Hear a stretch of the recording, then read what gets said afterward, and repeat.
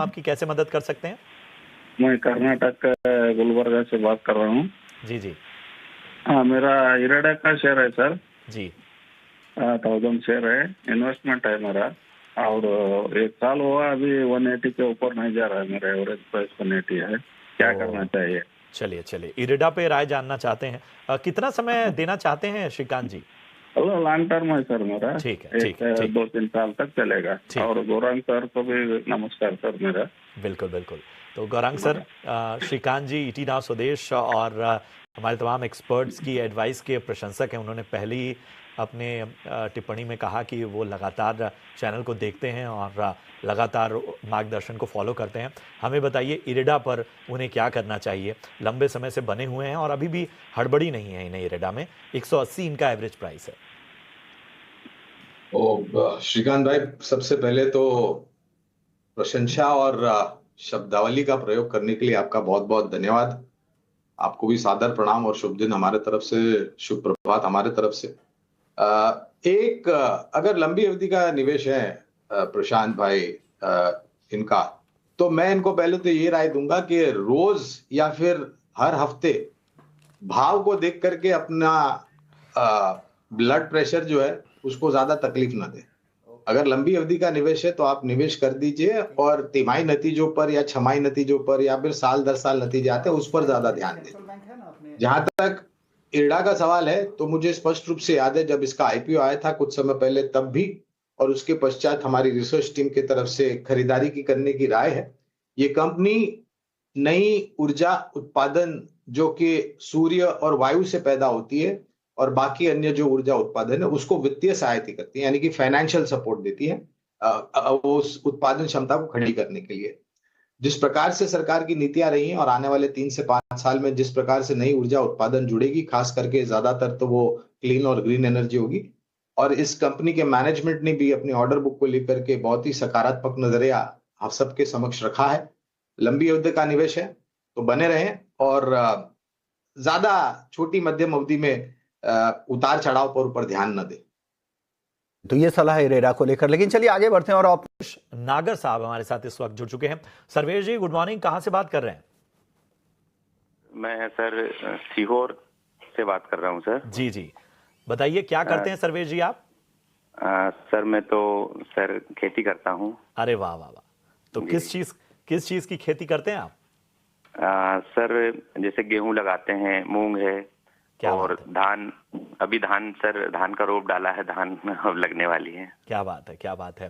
तो देखिए कितनी अच्छी बात है कि ये जो हमारे धरती पुत्र हैं, मतलब हमारे किसान, जो हमारी इकॉनमी, हमारे देश की रीढ़ है, वो भी अब पूरी तरह से अपने इस निवेश और बाकी चीज़ों में बढ़ चढ़कर आगे बढ़ रहे हैं। सर्वेश जी, अच्छा लग रहा है बातचीत करते हुए आपसे।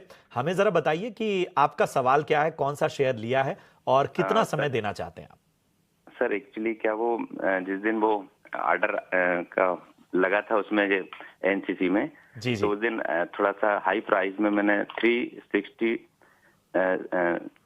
236 पे मैंने उसको बाय कर लिया था। ठीक है। तकरीबन 505 शेयर ले लिए थे मैंने। ठीक है। तो सर उसका थोड़ा सा मुझे आपसे थोड़ा राय लेना था, उसमें क्या करना चाहिए? बिल्कुल बिल्कुल। समय देंगे आप पूरा, मतलब आपका नजरिया लंबी अवधि का है या शॉर्ट टर्म का? शॉर्ट टर्म में सर। शॉर्ट टर्म का नजरिया है। गौरांग सर, वैसे तो इनकी छोटी अवधि का नजरिया है।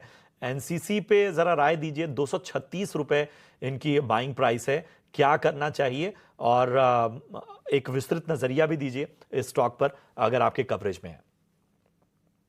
प्रशांत भाई, सबसे पहले तो सर्वेश जी को भी मैं नमन करना चाहूंगा। धरती पुत्र के साथ साथ ये अन्नदाता भी हैं, हमारे किसान भाई हैं। और मेरे ख्याल से ये बहुत अच्छा लगता है जब ग्रामीण, मध्यम ग्रामीण से लोग खास करके कृषि क्षेत्र से शेयर बाजार से जुड़ने का प्रयास करते हैं।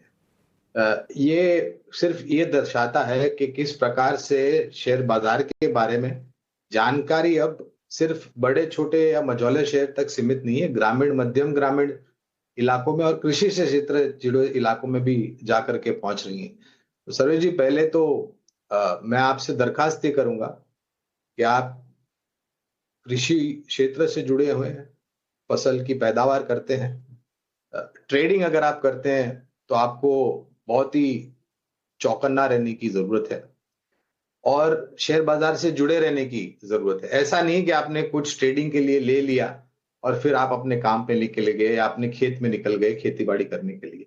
ऐसा अगर होता है तो इस तरीके की परिस्थिति हो सकती है जहां पर आपने थोड़ा बहुत ऊपरी स्तर पर लिया है एनसीसी लिमिटेड का शेयर। सर्वेश जी, ये कंपनी निर्माण कार्य से जुड़ी हुई है, कंस्ट्रक्शन से जुड़ी हुई है। आंध्र प्रदेश तेलंगाना राज्य स्थापित ये कंपनी है। हमारी रिसर्च टीम के तरफ से बुनियादी तर्क के आधार पर लंबी अवधि के लिए खरीदारी की राय है सर्वेश जी। और अगर आपके पास समय परिवर्तन की अनुमति है, यानी कि अगर आप लंबा समय दे सकते हैं, अगर आपके पास वो अनुकूलता है या फिर समय दे सकते हैं, तो 277 के आसपास के लक्ष्यांक है लंबी अवधि के लिए। कहने का तात्पर्य ये है कि अच्छी कंपनी में निवेश किया है। एक ही बाधा है कि आपके पास समय सीमा की जो कमी है वो इस परिस्थिति में थोड़ी बहुत नकारात्मक है।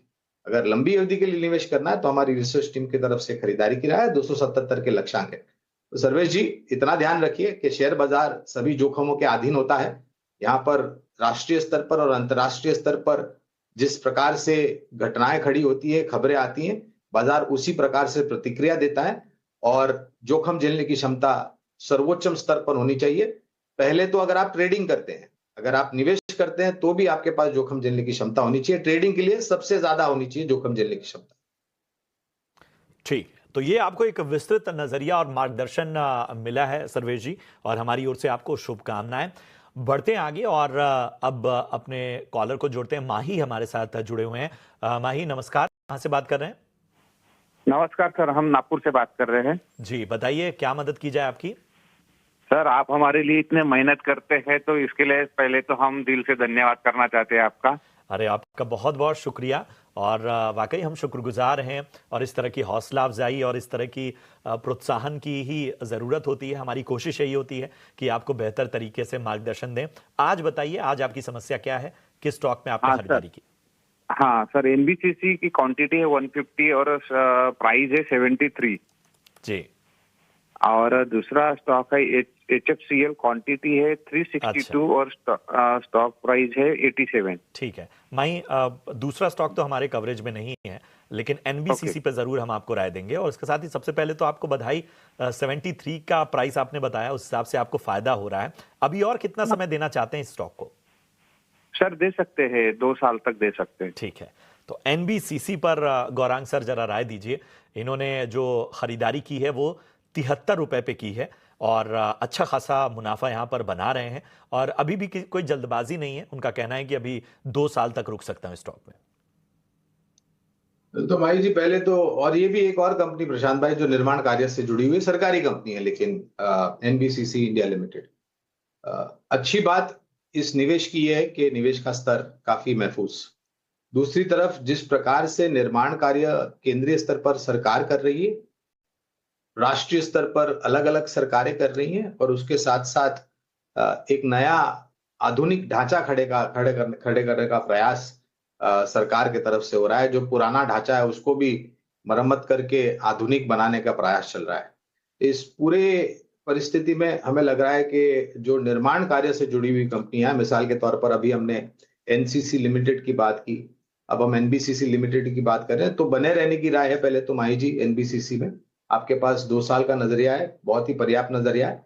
बहुत ही सीमित लक्ष्यांक मैं आपके समक्ष रखना चाहूंगा, वो है 126 के आसपास का अनुमानित, क्योंकि पहली तिमाही के नतीजे पर्दे उठेंगे। कल से टीसीएस घोषणा करेंगे और उसके पश्चात बाकी सब कंपनियां, पर्दा उठेगा पहली तिमाही के नतीजों पर। तो अगर नतीजे अच्छे आएंगे तो इस लक्ष्यांक में परिवर्तन होगा। फिलहाल आप बने रह सकते हैं एनबीसीसी में। ठीक है, तो बने रहने की सलाह आपको एनबीसीसी में इस वक्त मिलती हुई।